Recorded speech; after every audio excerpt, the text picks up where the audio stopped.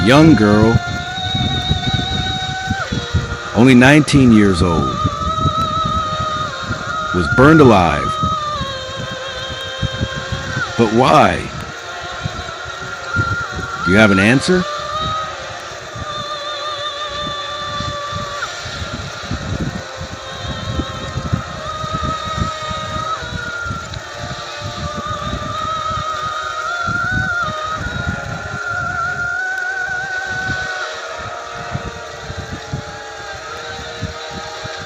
In the 15th century, Europe was drowning in war, hunger, and chaos. The 100 Years' War had left France and England covered in blood. France was shattered into fragments, princes conspiring against each other, while English forces advanced deep into the heart of the land. The people lived under a cloud of despair and hopelessness. But in this dark time, from a small village called Domremy, arose a simple peasant girl, Joan of Arc. She belonged to no royal family, nor did she have any military training. Yet her faith, her courage, and her unshakable conviction made her the brightest flame in the history of France. At just 17 years old, she was destined to lead an army that had already lost all hope. And she achieved what no one thought possible. She turned the tide of war and gave new life to a broken nation.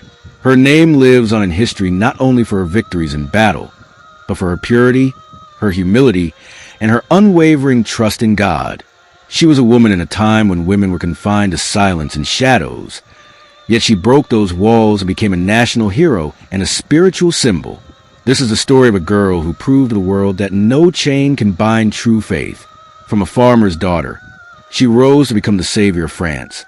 And finally, a martyr whose name would live forever. But before we dive deeper into her story, make sure to like this video and subscribe to our channel, so you never miss such legendary tales from history. Around the year 1412, in the eastern part of France, near the banks of the Meuse River, a small village named Domremy became the birthplace of a girl who would change history. She was born into a humble farming family and given the name Joan of Arc. Her father, Jacques d'Arc, worked the fields to support the household, while her mother, Isabelle Remy, was known as a devout and pious woman. Joan grew up as a simple village girl. She tended animals, helped her mother with farm and household chores, and spent much of her time in prayer at the local church. Her life was modest and pure, yet within this simple setting, an extraordinary faith and sensitivity were quietly taking shape. From an early age, Joan was troubled by what she saw around her. France was weak and divided. English armies invaded its lands. Noble factions fought among themselves, and the common people often suffered from hunger and despair. But at the age of 13, something happened that would forever change the course of her life. Joan claimed to have heard the voices of holy figures, St. Michael, St. Catherine, and St. Margaret.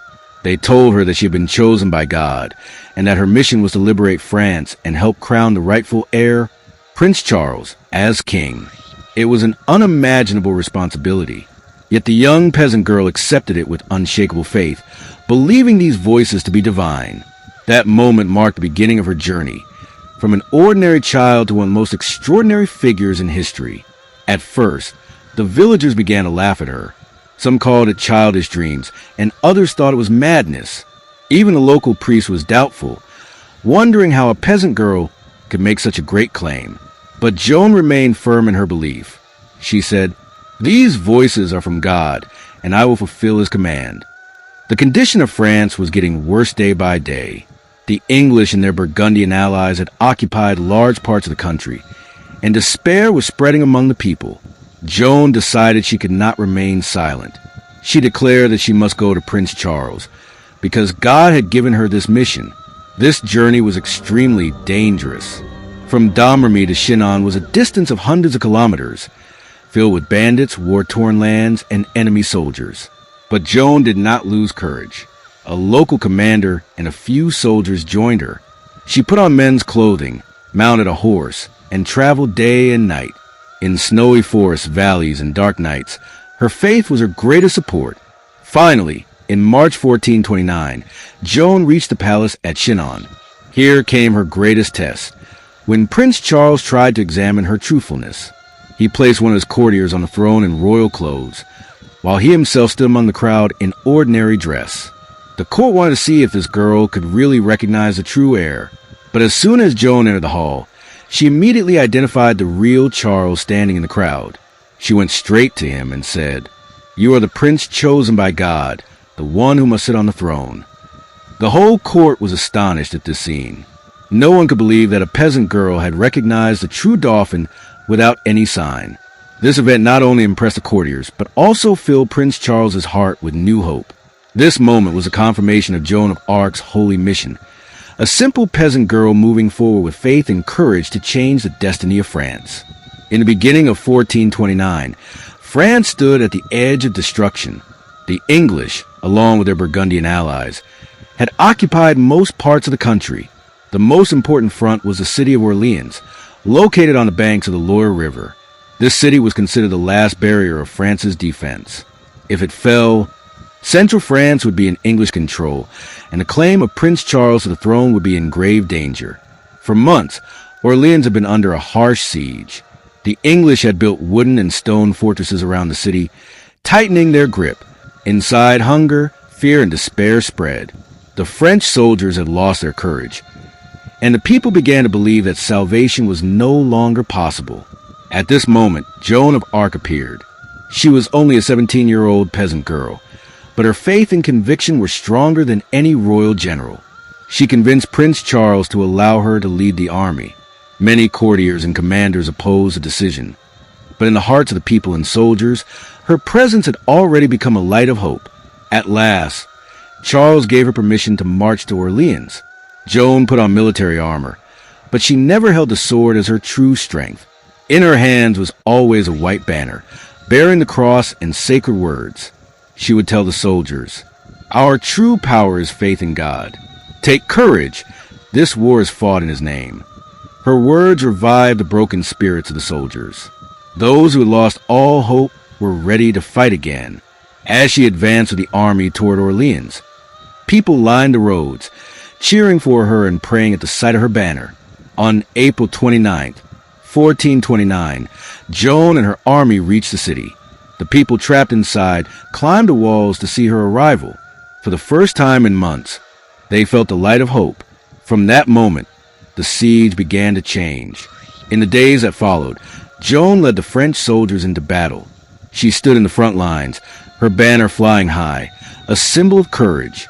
She cried out again and again, "Forward, do not fear. God is with us." The French attacked the English outposts one after another.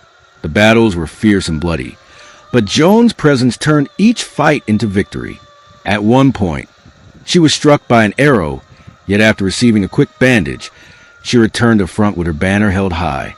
The soldiers, seeing her courage, fought with renewed fire. On May 7th came the decisive clash. The French launched a massive assault on the last English fortress. Joan carried her banner forward, and the soldiers rushed behind her.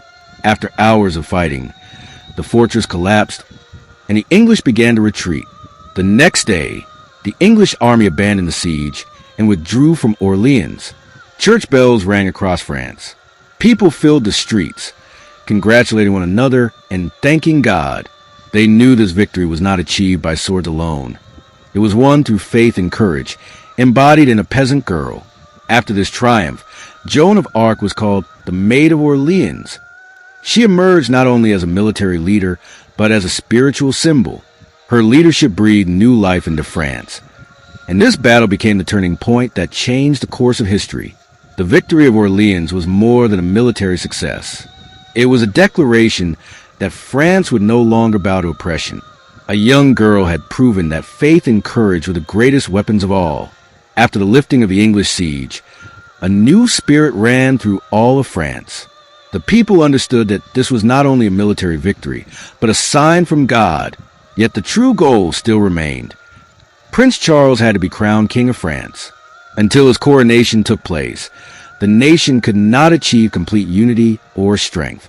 The traditional place for the coronation was the great Cathedral of Reims, but this region was still under enemy control. Reaching there was not easy. On the way stood many towns and fortresses held by the English and their Burgundian allies. But Joan of Arc declared, It is God's command that the prince must be crowned at Reims. No wall shall stop us. In June 1429, Joan inspired Charles and his soldiers to march. At every city gate, she spoke to the people, convincing them with her faith and words to support the prince. Amazingly, one fortress after another opened its doors without resistance, and city after city joined the French cause.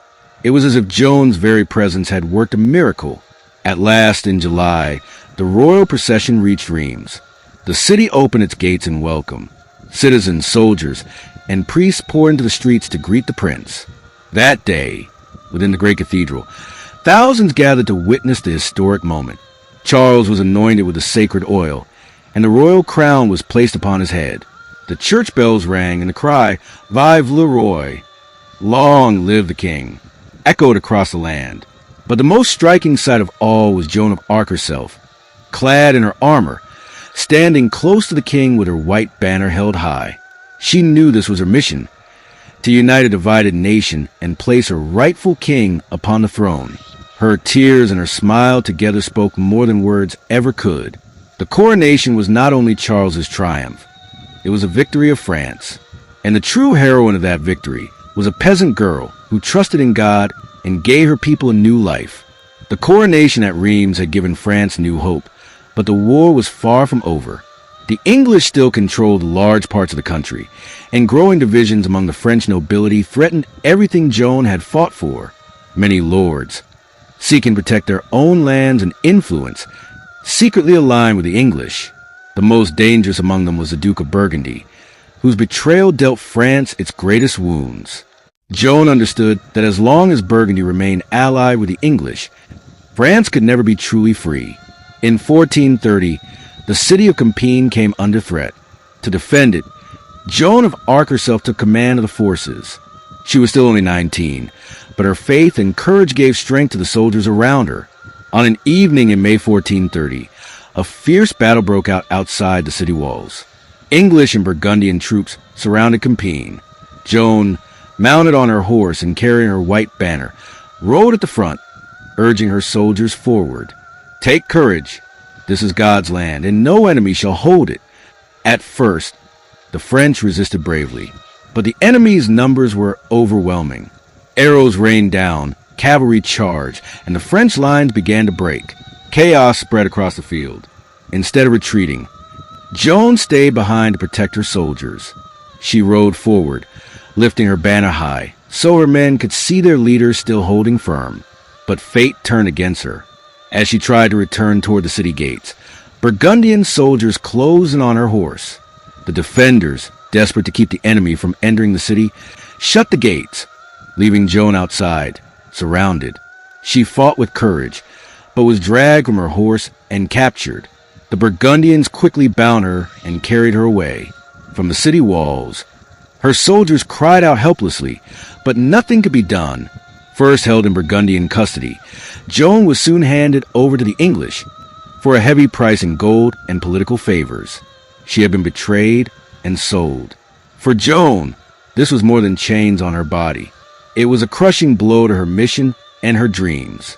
She had given France hope, yet now she herself was a prisoner. The people of Compiègne and her soldiers never forgot that day. The day their young shepherd girl, who had risen to lead a nation, was lost through treachery and betrayal. And so began the next chapter of her story. Joan of Arc's imprisonment, and the trial that would soon test her spirit more than any battlefield.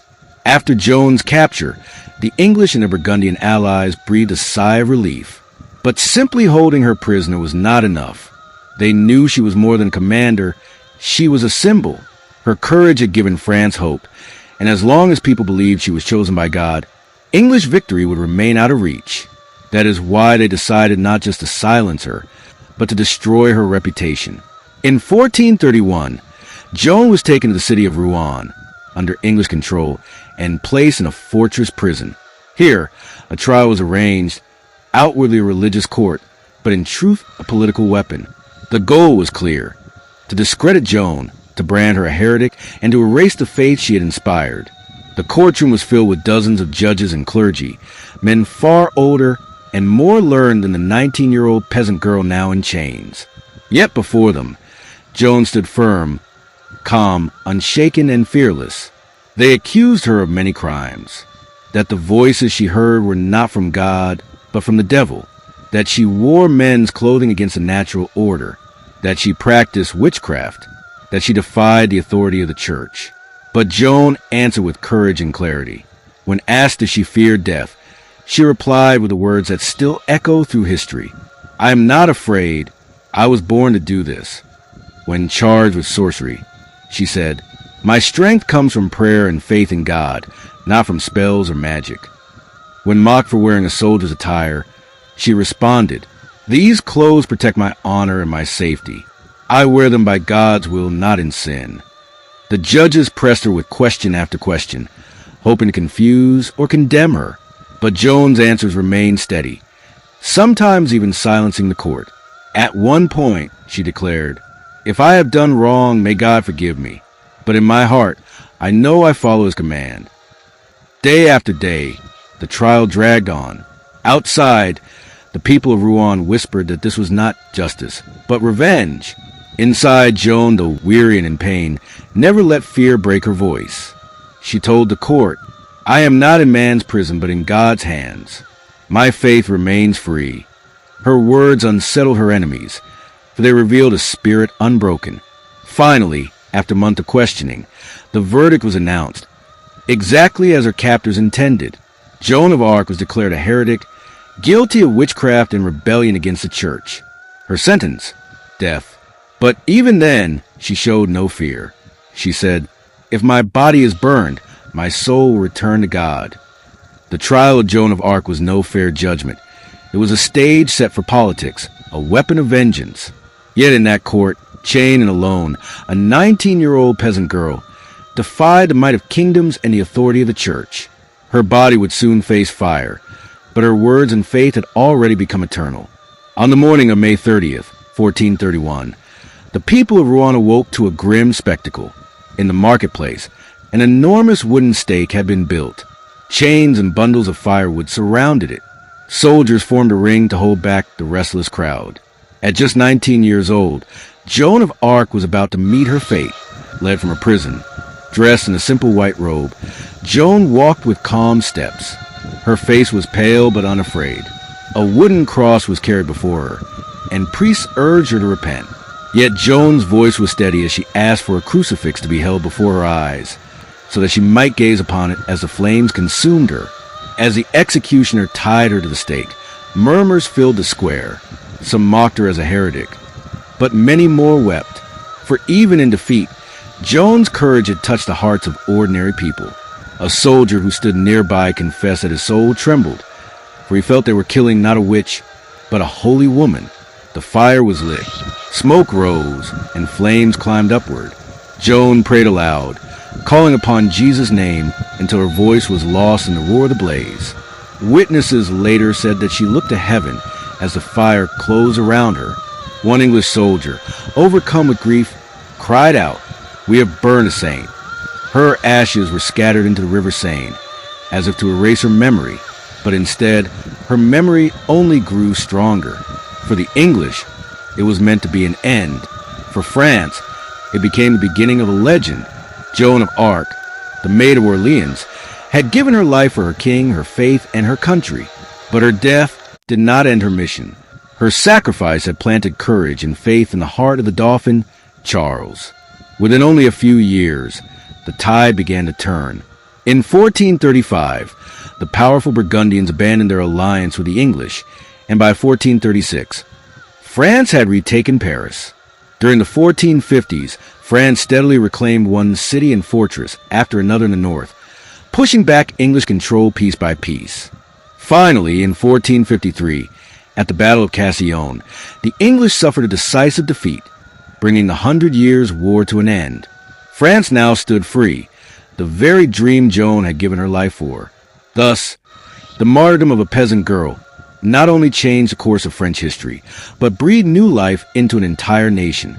Years passed. In 1456, 25 years after her death, the church held a retrial at the request of her family and with the support of King Charles VII, the very monarch she had crowned. This time, The court declared the first trial corrupt and unjust. Joan was cleared of all charges. Her name was restored, her honor defended, what the flames had tried to erase. History now reclaimed. Centuries later, her story continued to inspire. In 1920, nearly 500 years after her death, the Catholic Church officially canonized Joan of Arc as a saint. She was no longer only France's heroine. She was recognized worldwide as a symbol of faith, purity, and sacrifice. Today, her image stands in cathedrals, monuments, and history books. To the French, she became the eternal guardian of their nation's spirit. To the world, she represents courage in the face of impossible odds, the triumph of conviction over fear, and the power of faith to move history itself. Joan of Arc died in fire, but from those flames rose a legend that still burns brightly. Joan of Arc's life was a flame that burned out too soon, yet left behind a light that never fades. She taught us that faith and courage are the greatest powers of all. Even centuries later, her sacrifice still sets hearts ablaze. The girl whom her enemies burned in fire. Time itself made her eternal, and even today her voice echoes. No chain can stop the will of faith, because legends never die. If you were moved by her story, stay with us. For more legendary tales from history, make sure to subscribe to our channel, like this video, and hit the bell icon, so you never miss the next chapter of Saga of the Famous.